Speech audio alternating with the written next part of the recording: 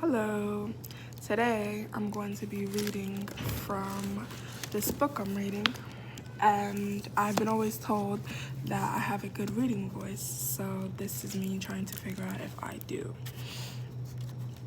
So get your popcorn, get whatever you need to get, and let's get to reading.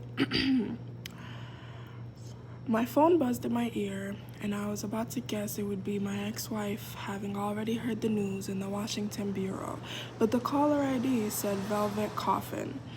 I had to admit I was shocked. I knew Larry would not have gotten the word out that fast. Against my better judgment, I took the call. As expected, the caller was Don Goodwin, self-appointed watchdog and cornelier of the inner workings of the LA Times. I just heard, he said. When?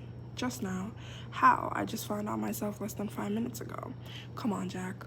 You know I can't reveal, but I've got the place wired. You just walked out of Kramer's office. You made the 30 list.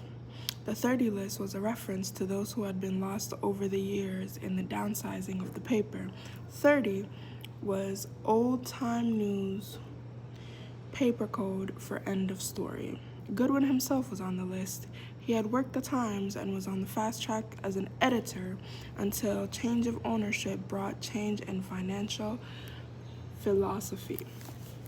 When he objected to doing more with less, he was cut down at the knees and ended up taking one of the first buyouts offered.